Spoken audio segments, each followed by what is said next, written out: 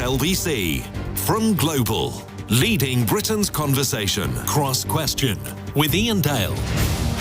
Hello, a very good evening. Welcome to Tuesday's Cross Question with me, Iain Dale. On the show tonight, we have, to my left, Noah Hoffman, political reporter for The Sun. Richard Graham is Conservative MP for Gloucester. To my right, Yasmin Alibhai Brown, author and political commentator. And Steve Reid, Labour MP for Croydon North and Shadow Justice Secretary. So many issues that you can ask about tonight. 0345 6060 973. We've got the developing situation in Poland, where 2 Russian missiles have landed this afternoon, killing 2 people.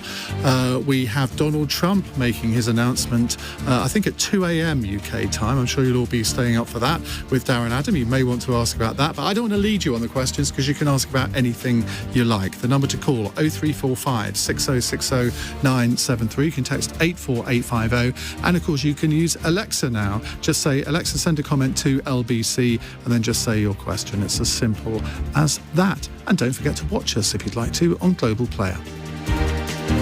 Call 0345 6060 973. Tweet at LBC. Text 84850. Cross Question with Iain Dale. This is LBC. Well, let's go to our first caller. It's Anthony in Staines. Hello, Anthony. Hello, Iain and panel. And my question is, after what appears to be a Russian missile attack on Poland, with all cautions in place about that story at the moment, are we drawing ever closer to direct war with Russia? Yasmin.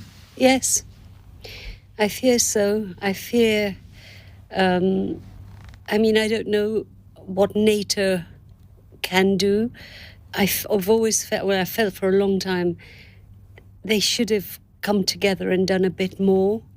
Words, I'm not a warmonger, I'm often a pacifist, but the situation is so dire at the moment, and Putin and his cronies think they can get away with it.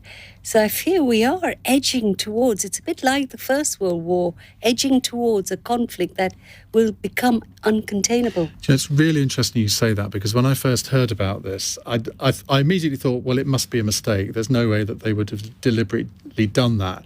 But then I thought, well, this is how the First World War started. It's the law of unintended consequences, isn't it? But, when you said you thought NATO could have done more, NATO has actually been a lot more unified on this than a lot of people would have thought on Ukraine. On Ukraine, you can be unified and you can say what you say. But the big difference to remember with the Bosnian situation, Kosovan situation, was actually military action by NATO. And Bill Clinton, I think, was around then. And I don't think they can avoid. I hate wars. I've never supported a single war in my life, except the Second World War, which was a justified war. But I don't Which we should say was before your time. Are you sure about that? Do you know how old I am? Richard Graham, I suspect you might find some common ground with Yasmin on this. Well, it's a huge risk, isn't it? And I think everyone will do everything they possibly can to de-escalate and try and make sure that we avoid what we all hope is an accident escalating into something horrible.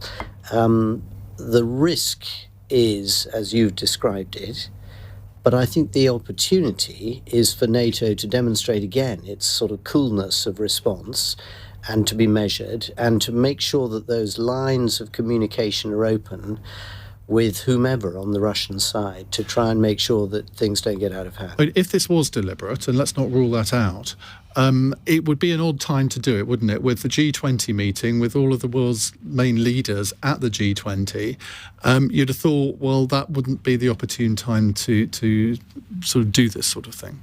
Terrible timing, which is why I'm inclined to give the benefit of the doubt and very much hope that it is an accident. Noah. Yeah, I think a lot rests on whether or not it was intentional, and reporting right now suggests that wasn't the case. And like everyone else on the panel, I really hope so. And I assume, but obviously we can't know it so early, that NATO will do what it can to avoid any major escalation that could come in the form of sort of increasing weapons supply to Ukraine, perhaps, rather than any sort of direct military action, because the last thing anyone wants to see is this horrible war getting worse. But I fully agree with Yasmin's remarks about it feeling like we are edging closer to war, and that would be absolutely tragic. Knowing what we know about Vladimir Putin, do you think it's at all possible that he will admit, look, this was a terrible mistake, we'd like to apologise to the families of the two people that died, this wasn't intentional? Can you imagine him saying that in public? Because he would lose a lot of face, wouldn't he? I can't imagine him saying that. No, I can't imagine him apologising. There has to be consequences, doesn't there? Well, like, he could say that it was a sort of rogue missile, but he won't apologise for it. I think that's far beyond his character, but maybe I'll be proven wrong. Steve Reed. Well, I mean, on the point itself, I think it's very important that we don't fill a vacuum of information with speculation. We don't know absolutely what's happened yet. I'm just looking at your screen in front of us, Iain, where the Russians are claiming to know nothing about where this missile originated from, so perhaps they will just deny it or claim somebody else did it. You know, we don't know, but I don't think we should fill that lack of knowledge with our own speculation. Cool heads must prevail at times like this if we want to avoid a disaster. But what this does flag up to me is how our support and the West's united support for Ukraine is so important, not just for Ukraine, but for all of us. Because, you know, as we've said all the way through this is not just an attack on Ukraine, it is an attack more widely. And if Putin, as the leader of an extremely authoritarian nuclear-armed state, is able to prevail in this case, who knows who's next? So I think we need to be looking at making sure we continue to give the Ukraine the support that they need. There was some speculation in the US elections that perhaps the Republicans may not be as committed. I hope that is not true. Perhaps the outcome in the Senate will mean that the support Ukraine needs will continue. I know across Europe, inside the EU and beyond, we feel the same. And I think that, you know, it's going to be important for us to look again at sanctions now. Are we doing enough? Do we need to cap the oil price? Do we need to target more oligarchs? There must be more we can do. I think they're having an effect. It's a slow effect, but it is having an effect, and I think we need to redouble our efforts to support Ukraine and ensure they win. Are you surprised at the unity that NATO has displayed over the Ukraine conflict? I'm not. You know, this is an alliance of nations who are defending democracy and freedom. Albeit we have some different ways of doing that, but we have principles behind this alliance. And for all the disputes that we may have amongst ourselves from time to time, when there is a real threat, as we see now from the kind of government that Vladimir Putin leads in Russia, then we're going to stand together and show him there is no chink of light for him in the wall that we'll put up against him. Al says, I think that it's as dangerous not to act as to act. NATO should respond, but be measured in doing so. Now, those are fine words, actually, but I mean, what is a measured way of responding to something like this? Because, I mean, is it to say, OK, well, we are now going to supply the Ukrainians with the aircraft, with the ground cover that they've been asking for? I think so. I don't think have being cool and level-headed and being united is going to be enough. We have in this leader, and not just him, his defense minister is almost worse than Putin. And of course, what they're doing to the Ukraine since this little victory that Ukraine had this week, the punishment that is now being meted over. So at what point do we say we have to sort of show some muscle? Like I said, I hate saying this. It's not me, but I just fear what's Gloria happening. here is accusing us of talking up war, saying, without all the facts, why are you talking up war like it's going to be a walk in the park? It's shocking. No one anywhere attempting to talk peace. Well, the problem is that what you're saying is we should ignore something that's a potentially very big story. Now, I think we all hope that it doesn't turn out to be a deliberate missile strike on Poland. I mean, I think the missiles landed on a grain plant, so they didn't land in the middle of nowhere. They actually landed on something that, for all I know, is quite strategically important. So I don't believe in censoring talk of this in the way that you suggest that we should. I don't think anyone is talking up war, even Yasmin. Even I. But also a lot of my Polish friends who I've been talking to in the last hour or so are absolutely panicked. They're really panicking. And I think we have to acknowledge that, don't we? Because if we were in that situation and 2 Russian missiles landed on East Anglia or in the southeast or wherever, I think there would be very much cause for concern. But of course, somebody else points out here that in 1999 the US actually accidentally bombed the Chinese embassy. Was that in Serbia? It was. Somewhere in the Balkans. It was in Belgrade, wasn't it? That's quite right. So, I think all of the points, Ian, so far are valid ones. Cynthia's quite right. We shouldn't be talking up the possibility of war, let alone encouraging it. And of course, the element that we haven't quite touched on is the Polish response, because this is effectively an issue for their national sovereignty as well. So the bilateral element, as well as the NATO response, is very important. Of course, all the leaders are there, or a lot of them, in Bali. So, as we touched on earlier, there is an opportunity for conversations to be had, reassurances to be given, but also real concern to be expressed by a wide variety of nations, wider than the usual sort of NATO, Europe and Russian discussion. So I think you're quite right to raise this, and I think that hopefully that listeners will agree that this rather difficult to define measured response, not rushing to conclusions, is the right one. I think the problem here is that there were 2 missiles, not 1. And I'm not a military expert, but I don't know how difficult it is for 2 missiles to land in the same place, but people say they've misfired in some way. Jackson is in Dagenham and has got a related question. Hello, Jackson. Hello. Because of this incident in Poland, is it reasonable now for NATO's response to provide Ukraine with long-range ATACMS missiles as a deterrent? I'm not aware that Ukraine has asked for long-range missiles, because if you have long-range missiles, presumably the intention is for them to hit Russia. Have, but we can provide it to them and tell the Russians that we are providing it to them as a deterrent. That would be seen almost as a declaration of war, I suspect, Noah. Yes, I suspect so. I just think it's very early to sort of rush to judgment about exactly what should be done, and I think the right people will be in the right rooms, the right advisors, people with knowledge about how to best move without making any unforced errors that could have massive consequences for us all. Unfortunately, I don't have that level of expertise, so I don't want to pass judgment. But I do have faith that the United Kingdom government has military advisors who have our best interests, who have Ukraine's best interests, because the two are interlinked. And there'll be lots of important discussions going on in NATO and within NATO countries and their defence committees about what to do. Steve Reed, supplying extra tanks, supplying aircraft is a different ballgame to supplying long-range weapons which could hit Russian cities. That I think would really be that's key. A big step. It's key. What the West has been supplying to Ukraine is defensive capability, and that's critical, because if there were to be an attack on Russia from Ukraine, then we'd be in a whole other ballgame. I think everybody understands that. So I think missiles that enable that would not be welcome by anybody. The objective here is to get Russia out of Ukraine, back into Russia, and then we can move forward together. But for the time being, the starting point of this is, I think it's really important to reiterate this.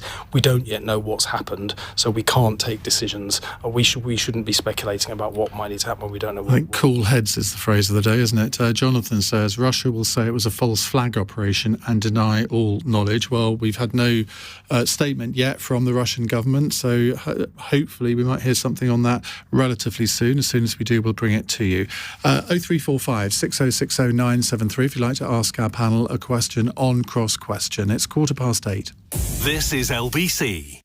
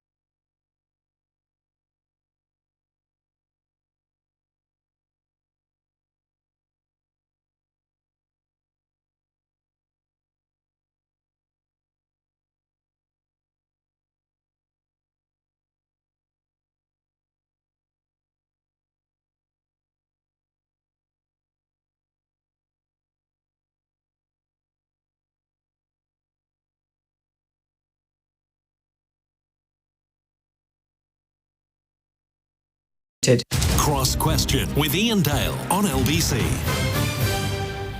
19 minutes past 8. We have with us on the panel Steve Reid, Labour MP for Croydon North and Shadow Justice Secretary. Richard Graham is Conservative MP for Gloucester. Yasmin Alibhai Brown, the author and political commentator, and Noah Hoffman, political reporter for The Sun. Let's go to a next question. It's a texter. Diane in Dudley says a 2-year-old boy has died in Greater Manchester as a result of mould in his council home. How can we sort out social housing? Now, LBC has done an investigation today into the number of homes that are unfit for human habitation in this country. You can find all the details on the LBC website. But it is quite astonishing that there's apparently 1.2 million homes, not because of necessarily mould, but other issues too. How in 2022 can this situation be allowed to happen? Obviously, this tragic case has highlighted it, Richard Graham, but you will have some of these homes in your constituency that either council, private landlords or housing associations are just not dealing with. How can that be allowed to happen? Well, it's an incredibly important issue. We don't have any council housing now. It's all owned and run by housing associations. And yes, tenants do sometimes write in and complain that there are problems there which are not being addressed by the housing associations. What I think this particular incident in Rochdale stresses is that something like mould could be relatively minor, but in this case, it's caused the death of a young child. And so it's a reminder to all of us to take any complaints seriously. And I hope it's a wake-up call for housing associations and those councils who do still have stocks of housing to take complaints seriously and get onto them as quickly as possible. And when you've had such letters from your constituents and you then presumably contact the housing association, yeah. And I mean, how do they react to that? Because I always advise people to write to their MPs because there's nothing that an official likes less than a letter from a member of parliament, because it's sort of, they feel they do need to do something then. Do you normally get successful outcomes? We quite often do. Rather than writing a letter, we'll speed it up, by email, and if we don't get a quick answer, we'll follow up by telephone. So I think a lot of the time we do get positive outcomes for precisely the reason that you've given, that chief execs don't like to be hassled by their local MP. Because you go straight to the top, don't you? You go straight to the top, because that's very effective, and they pass it down and action happens. But it's also true that we have got some quite old houses in Gloucester, and I suspect elsewhere in the country, and that's one of the reasons why regeneration schemes, levelling up funds, all the different tools that government can use to try and make sure we've got decent housing for our residents and those who are on the waiting lists, because there are lots of them. But do you accept the fact that local authorities have had a 40% cut in their budgets over the last 12 years, and therefore they may well say, well, we can't be expected to do everything, and that is a legitimate argument that they can deploy? Well, it would be for those local councils who still got housing stock and are running them themselves. And that's precisely why, in our case, I actually did a deal between the local council, Gloucester City Council, and the Treasury a decade ago to make sure that all the housing stock was passed to Gloucester City Homes, which was then an arm's length body, so that they can borrow against the asset of the housing stock and make sure they have got the finance in order to do the work necessary. I think if you've still got it in council ownership, then that can be difficult. Steve Reid, your constituency, I suspect, is, shall we say, a little different to Richard's. Do you experience these problems a lot in Croydon? A lot. And it's probably, this was it was a housing association property. It was in Oldham, as I understand it, Rochdale, actually. Rochdale. We see this in Croydon. I checked my caseload a few months ago. I had 30 outstanding disrepair cases in council and social housing at the time, and some of those we've been raising repeatedly, and we're not getting responses on behalf of the tenants who had contacted me. And of course only a minority of tenants would even think to contact their MP. So this just gives you a sense of the scale of the problem. A few things that occur to me here. First of all is there has been a long-term lack of funding into social housing over the last decade or more, and what has happened over that time is that the the housing providers, whether it's a council or a housing association, have not carried out planned maintenance, and because of that, when they find they don't have the money to do the short-term repairs as well, the condition of the housing is getting worse. So we're seeing more damp, we're seeing more mould, we're seeing more leaks coming through, and that's surely that should be at the top of any council's priority. I mean, housing is. I mean, councils are responsible for all sorts of things. They are. Whether it's sort of education, whether it's roads, but I mean, human habitation, I'd have thought ought to come up there. I'm with They're you. the ones that decide what their priorities are. I'm totally with you. I mean, I think there's two sides. It's partly it is funding, because the money hasn't been there to maintain these homes to the standard that they should be, and I think the decent home standard needs to be tightened and raised. But beyond that, there's some really poor management that goes on in the social housing sector as well, and I've seen this too. Really poorly managed contractors that get away with being paid without carrying out the repair work they're supposed to do. I've seen that, and I believe in this case there was something going on that I've seen in other councils as well, which is the council, the housing association, did not intervene to carry out the repairs because the tenant had gone to a solicitor, and while the case is live, they wouldn't carry out repairs. Now, in that circumstance, the situation continues, it gets worse, and it's ended up horrifically with the death of a little 2-year-old boy in one of the richest countries in the world.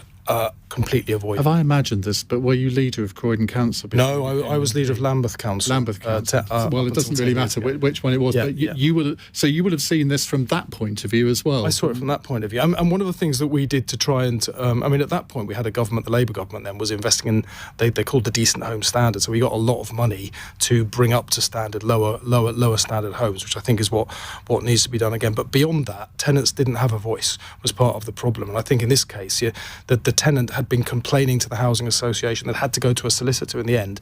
Nobody would listen to them. So one of the things we did was we allowed tenants on estates to elect their own management boards to whom the managers became accountable, and that really sharpened up their focus about what they needed to do, because the problems weren't just ricocheting up the management hierarchy in the town hall with performance indicators.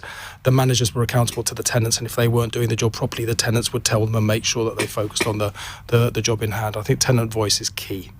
When you think that 1 in 8 households living in social housing are living in conditions unfit for human habitation, I mean, Yasmin, you and I live in fairly leafy areas. It's a different world, isn't it? It is and a different because world. It's a different world, it gets ignored. Yeah, but things have changed so much. My mother used to live in a housing association property, just half a mile from where I lived. It was so well kept, so well managed. Somehow, in the last decade or so, I think those tenants have society's lost the sense of obligation and duty to them, and they have been disrespected. I mean, never forget what happened at Grenfell. If you read what the lawyers said last week in their closing statements about how the tenants were just not listened to over and over again, how companies, the business side, Kensington Council, they just ignored them. And I also see that this poor family where the boy died, I think they were refugees. Yeah, they were from Sudan. And there's a whole set of attitudes. In Grenfell, 85% of those who died were of ethnic minority origins. So there's an added layer of disrespect and wanting to ignore these people. That has got to change. Do you think it's people think, well, they can be ignored because they won't be able to make the fuss because they don't know the system that maybe other people do? I think so. And it took courage for this father to do what he did. But his boy died. Yeah. I mean, no, it's an unimaginable situation. And obviously, this is one case. It's a tragic case. But we know from the numbers that there are so many other properties out there where this could happen. It's not just a 2-year-old that can suffer from a respiratory condition. Older people, in particular, suffer from respiratory conditions. And I suspect there are many cases like this that we never hear about. Yes, and also on this issue of respiratory conditions, obviously that is terrible and a massive reason why council properties, housing associations should never be able to get into this situation. But even beyond that, why should anyone have to live with the unsightliness of mould? You know, we're not animals. It's gross. If I see the tiniest bit of mould in my flat, I feel uncomfortable. I want to get rid of it straight away. And why should I have that ability to, get rid of the mold and not someone living in social housing. I think it's appalling.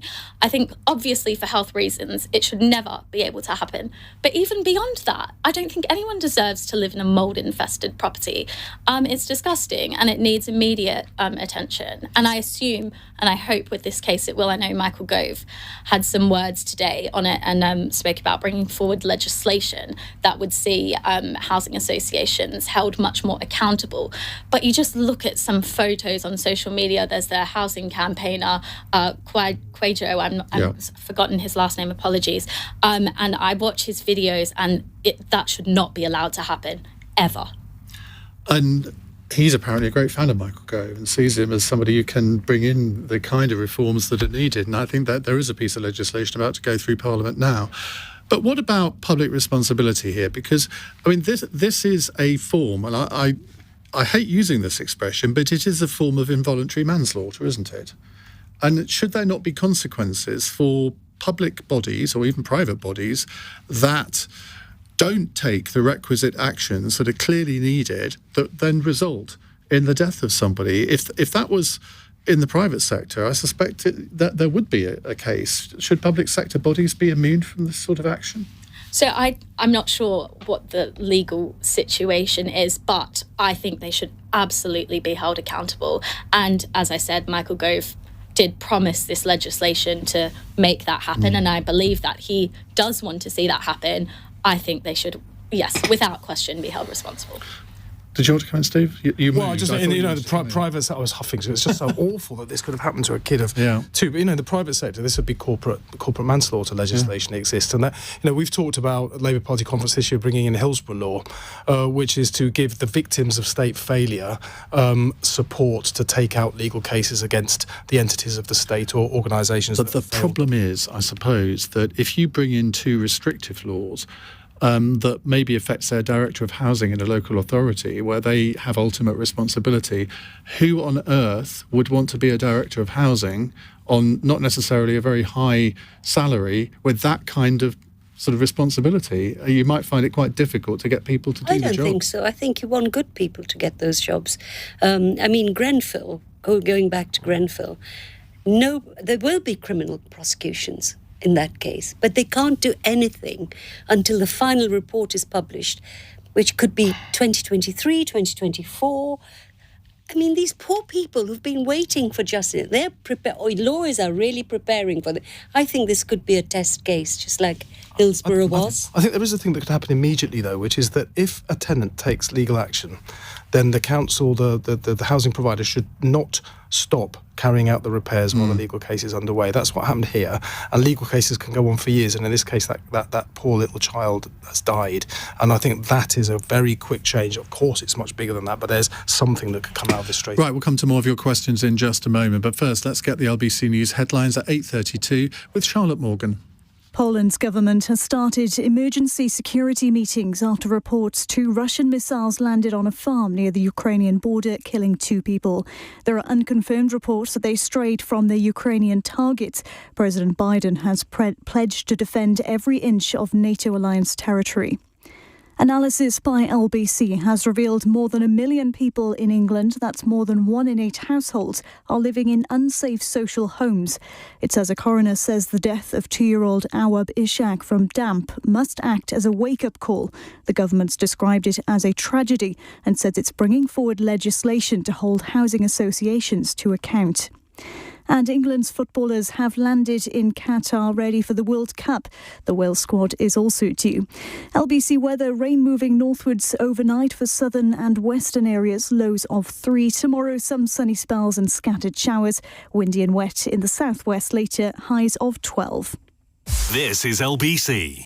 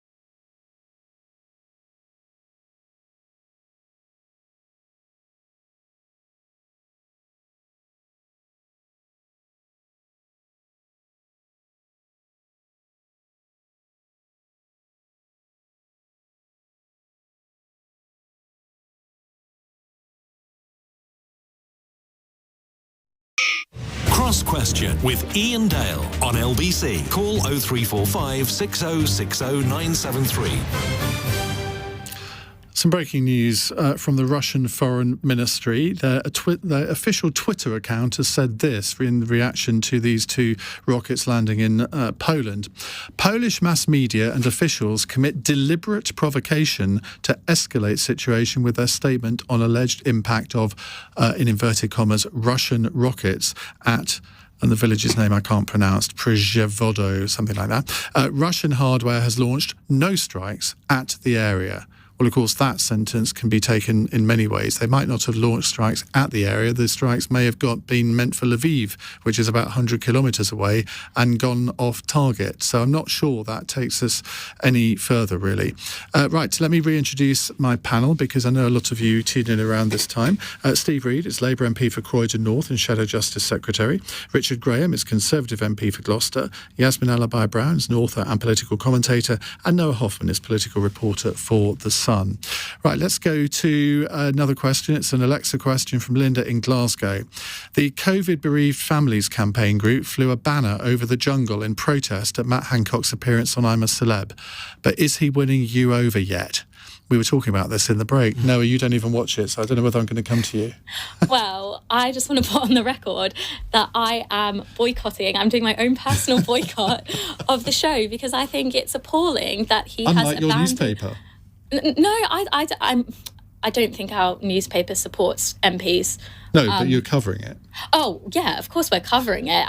The whole world is covering it. But personally, I'm not watching it, because I don't think his ego needs any more inflating whatsoever. I just think this is a massive PR stunt, and it's coming at the detriment of his constituents, who deserve to have a voice in Parliament and have effectively been abandoned.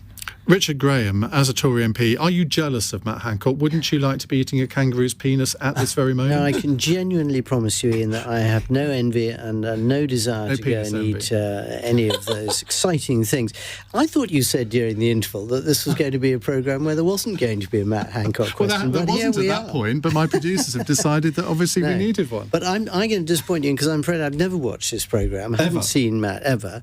But my taxi driver said to me the other day, he asked me about it, guy in Gloucester, and I said to him, what do you think? And he said, my wife is worried that I'm going to end up liking him. Well, you see, and that's that may be the way it's going to go. Having watched every episode so far, I think that's the way it is going, in that he's won round all of the other campmates who really were quite appalled at him actually being with them in the jungle, and he's done all of these tasks. He hasn't flinched at all. He's won them all these meals, and they now quite admire him. Steve, have you been watching? I haven't actually, no. And but I have. It was Remembrance Day on Sunday, so I was up in Crystal Palace at the War Memorial, and there were a lot of people there. And tragically, the issue of Matt Hancock does come up a lot at the moment, because they see an MP and they know that there's an MP doing that. People on the whole don't like it, I don't think, and people are watching it. There's something fascinating and compelling about watching it. But there's a general sense that people have said to me is that we vote for MPs to go to Parliament to represent us. There's a major crisis going on in our country, a cost of living crisis. There's war in Europe for the first time since the Second World War. And here's Matt Hancock swanning off to the jungle in this massive publicity stunt that I understand he's getting £400,000 for doing, but he's still taking his MP's salary as well. And he's taking the piss, isn't he, of the people who sent him to Parliament. I knew you were going there, to which I have to apologise. I'm sorry. It's before 9 o'clock. So I do sorry if anyone was offended by that. Yasmin, you're not such a potty mouth, are you? I'm not.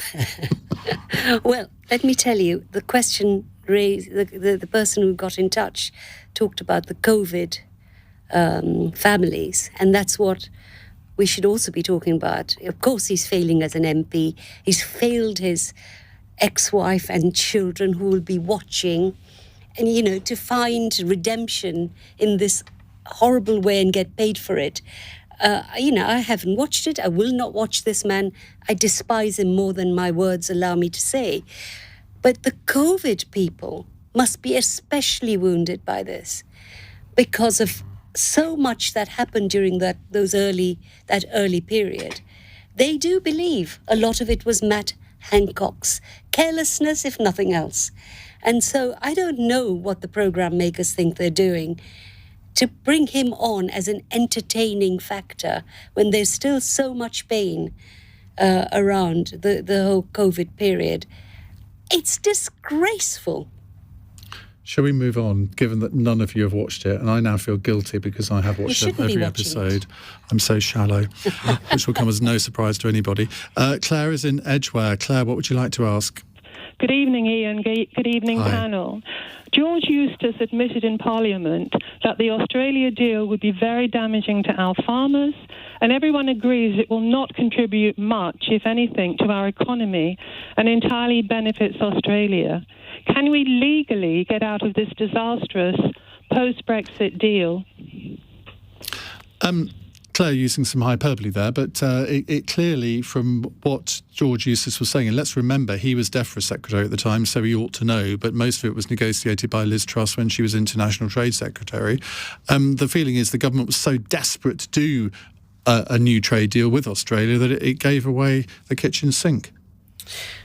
I mean, my take on it, Ian, for what it's worth, is that I think there was huge pressure, and some of that was designed by Liz Truss herself, to try and get those two FTAs over the line as quickly as possible, a demonstration of what could be achieved from our newly found Brexit freedoms and so on. And I think there was always a team in DEFRA, which includes one of my former researchers, who felt that there were things that could be done that would help us, for example, sell more Jaguars, possibly more financial services and other manufactured products to Australia, but that it might come at the cost of some of our animal welfare standards and importing cheaper Australian produce at the cost of some of our own high-quality farming produce. So that was always going to be the challenge and the balance of those FTAs, and it's a moot point about which side you come down on. George, obviously, as a farmer himself and responsible for DEFRA, clearly didn't like that. He lost out at the time, if you like, and now he's getting his own back. And well, that's he's gone very further today. He's told the Newsagents podcast with Emily Maitlis and John Sopel and Lewis Goodall that Liz Truss undermined the British national interest by signing this deal. That is quite an accusation to make against somebody who, until recently, of course, was Prime Minister. It's quite a strong statement, and I mean, I think the only observation I would make is that it looks as if Prime Minister Rishi Sunak is going to take the TPP negotiations slightly more slowly, not so many defined deadlines, which gives more time to focus on the quality and the end result rather than trying to rush the thing through. And that may be a reflection on what he's seen from these two FTAs. But what about the question from Claire, should we try and get out of it? I think once you've signed a free trade agreement, it's an extremely hard thing to reverse out of. And you'd need to have a mutual agreement to sit down and try and improve the FTA. There might be various objectives the Australians, for example, in this case have, and various ones that we have. But I think it's a bit soon for all that. Steve Reid. Well, I mean, first of all, George Eustace was the Agriculture Secretary when this went through. I've seen clips of him in the House of Commons praising this deal when it went through, and now he's attacking it. I wish ministers would just be honest at the time.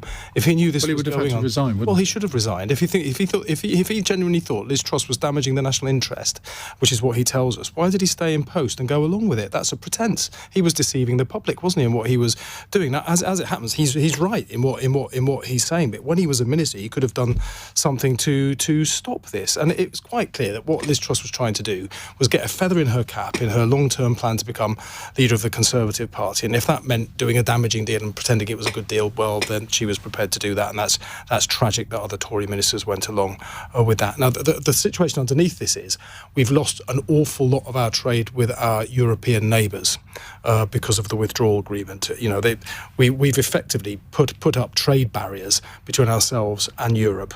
Europe's on our doorstep. The Pacific is the other side of the planet. You might have read about the cheesemaker that went bust. I saw that in the papers over the weekend because he'd lost £600,000 off of his trade with Europe and couldn't sell his goods there anymore. Hospitality industry in my constituency across the country, they've lost all the workers and a lot of places are closing down because of that now. Food rotting in the fields. We can't get the agricultural workers. We have to make Brexit work. The country voted for that. Personally, I didn't, but the country voted for that. We respect that as a democratic decision, but it doesn't mean big trade barriers that stop trade with Europe, and it doesn't mean a refusal to bring in the people to do the work that our country needs now while we train up our own people to take those jobs in future. The government's got this wrong. I'm going to ask Noah and Yasmin to restrict themselves to quite short answers on this. So if you want a longer answer, we'll do it after the break. 3 words. 3 words, go on. Brexit isn't working. That's 4. No. Well, obviously, I would... Is not. Isn't. I said isn't. I would very respectfully disagree with Yasmin, but I agree with Steve's specific point about George not coming out at the time. If he thought that this was going to be as damaging as he has made out on the Newsagents podcast and in the Commons chamber, why didn't he do what some would say is the honourable thing and make a show of it and resign? I mean, what I can't get round sort of my head is thinking that a cabinet minister would negotiate an agreement with another country that they knew was, I mean, okay, any free trade agreement, you're going to have to weigh up different aspects of it, and there will always be bits that benefit one country and not another. But if George Eustice is right, I mean, this is an absolute It's party before country, isn't it? Again. Well, it's not even party before country, it's self before country. Even worse, yep. Yeah. On that bombshell, it's 8:47. LBC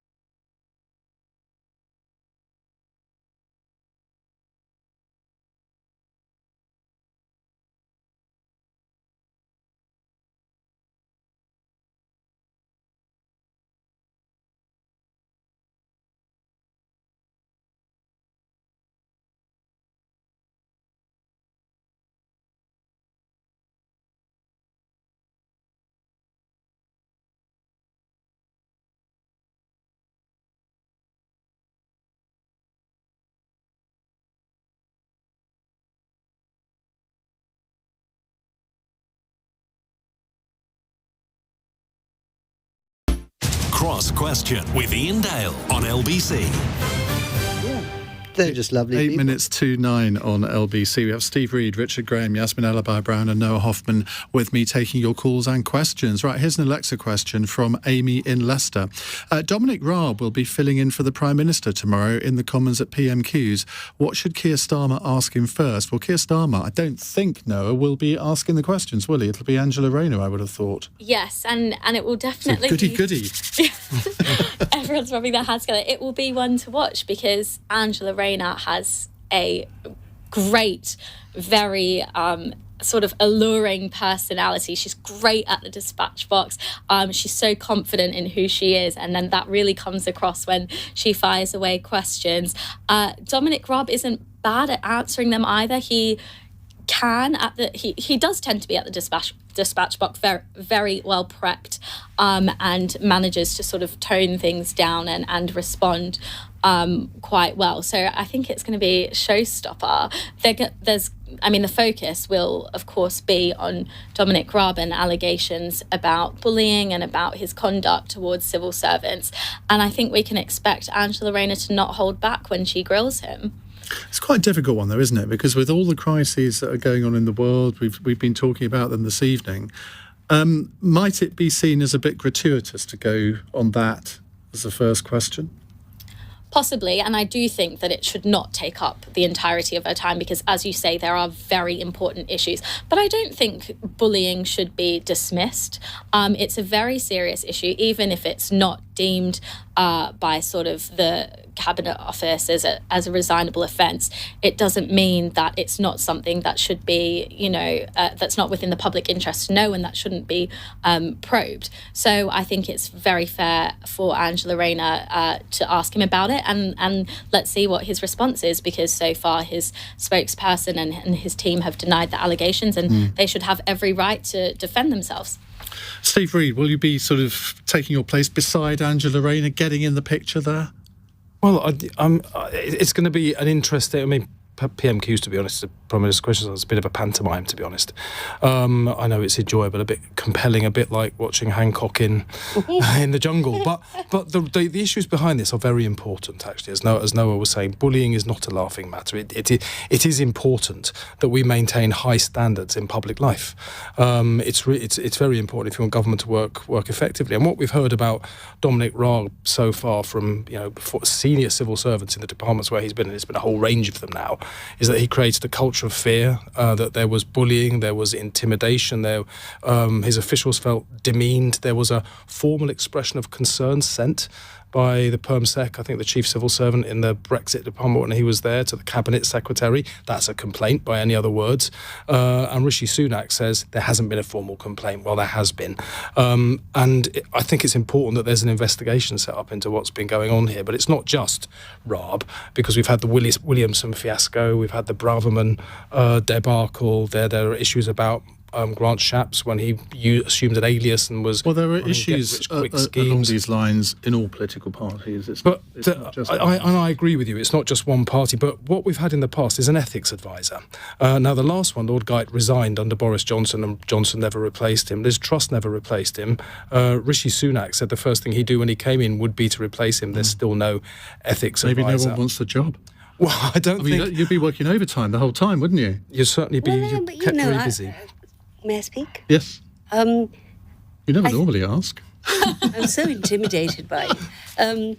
No, I don't think it's helpful to say all the parties are at it. There has been a singular culture developed over the last many years. Remember the cases that were taken out against Priti Patel and then seen away through... They were paid off, virtually, the civil servants who were going to take... I wish they hadn't accepted the money and actually done something about it. That would have changed the culture so well, as has been said. And I think there is a terrible atmosphere, not in all departments. Some ministers are good and kind and kind of decent. But in too many departments, this arrogance of being in power for too long and throwing your weight around is not good for the nation to actually put up with that. I mean, I hesitate to mention Gordon Brown throwing mobile phones. Well, that doesn't mean it's right. No, now. I'm not saying that it's right. The level of this. I mean, Richard Graham, do you think there's a whole list. Do you think there is a pattern here, as Yasmin is suggesting? Because there are quite a few cases, aren't there? I think politicians come in all shades and stripes. There are those like David Cameron, who it's very hard to imagine any accusations of bullying at all. There are others, secretaries of state like Greg Clark, who are incredibly polite and courteous. Michael Gove is famed for his courtesy. And there are others whose fuses may be shorter, and that's on all sides of the political spectrum. So I don't think we should be aiming for a sort of perfect model of behaviour in every politician, because I don't think human nature is like that. But clearly when people overstep the mark, then they need to be accountable and brought to account. And if there are legal issues over an individual's perceived bullying, then those have got to be tackled. Whether PMQ is the right place to tackle them is a moot point. Well, we'll find out tomorrow. Right, quick text from Natasha in Plymouth. Donald Trump is expected to announce later that he's going to run for president again. Can he win? 30 seconds each. Steve? No. Yeah, I don't think he can. I mean, what we've seen, I was trying to be really brief. I think he'll announce. I think he'll announce, but I'm not sure he can win, because if you look at the results in the US, the Republicans underperformed, and the ones who underperformed the most were the ones that he'd endorsed and that believed in his conspiracy theories. Yes, so Murdoch says no. He does, doesn't he? Which is interesting. And so even if he does Murdoch doesn't back losers, does he? No, I wish Murdoch didn't have that much power, but he has announced he won't be backing Trump. And you clearly aren't either. No. I mean, it would be a news headline if you were. I would never back such a man. Noah? I hope he doesn't announce, but I think that's wasted hope. And I equally hope that he could. I don't think he could win. I think people have seen his sort of psychopathic behaviour and had enough of it. No. Richard? It's been a great week for democracy, I think, actually. I think what the American people have shown us is that they've been able to defy expectations. They've effectively rejected Trump and a lot of what he stands for. And I think there's an opportunity for the Republicans to find someone else and get their act together in a way that's much more acceptable to the voters. Then we've got a real challenge. So give us an election here. Oh, don't start that one. I asked for brief answers. On that note. Good note to end. Right, final fun text from Jason in Bromsgrove. You like this one, Noah. The maker of Moet et Chandon and Veuve Clicquot says it's running out of stock on our best champagnes because rich people are buying so much of it. If you had endless money, which one drink, alcoholic or not, would you buy up en masse? I'm going to sound really basic. I would buy Prosecco. That's very basic. Richard? I would probably go for a good case of Gloucester Gold from my favourite brewery. Ever the politician. Steve, are there any breweries in Croydon? No. Well, I've been at a number of pubs in central London recently, and you can't get a decent pint of bitter anymore. Sometimes when you say I'd like a pint of bitter, the bar staff don't even know what you mean. So I would buy some keg bitter, I think, yeah. Yasmin? I'd never spend that amount of money on booze. Well, you can be non-alcoholic. Any drink. Even that. I'm a very cautious See, person. I would buy up all supplies of Lilt, which is my tipple of choice. What is Lilt? What is Lilt? What is Lilt? I don't Honestly, know. you don't watch yellow. either Celebrity. It's You don't yellow know and what sweet. Lilt is. You're out of touch with popular culture, Richard. Your team need to I'm educate you. going to back Richard here. I don't know what it is either. It's yellow and sweet. It's pineapple. Well, this side of the table knows. With See, fizzy there you drink. It's lovely. I mean, it used to be really famous. There was adverts, sort of Lilt with a totally tropical taste. I won't do the accent because I'll probably get sacked if I do. It's had a good plug this evening. On that note, yeah, I think he's a bit more advertising, clearly. It's On gonna be a that free note, case. Steve Reed, Richard Graham, Yasmin Alibhai Brown and Noah Hoffman, thank you very much indeed. In a moment, we're going to talk about private health because the Prime Minister refuses to say whether he uses private health. I don't know why he's being so coy. Why should anyone be ashamed of using private healthcare? 0345 6060 973 is the number to call. You're listening to LBC. I'm Iain Dale. It's 1 minute past 9. On your radio, on Global Player, and Play LBC. leading Britain's conversation. This is LBC. From Global's newsroom at 9 o'clock. The Russian Ministry of Defence has denied involvement in the launch of missiles on the territory of Poland, saying it's a deliberate provocation with the aim of escalating the situation. It claims Russian weapons were not used to strike targets near the Ukrainian-Polish state border. Poland's government has started emergency security meetings after reports that 2 missiles landed on a farm there, killing 2 people. Here's our Washington correspondent Simon Marks. President Biden has consistently drawn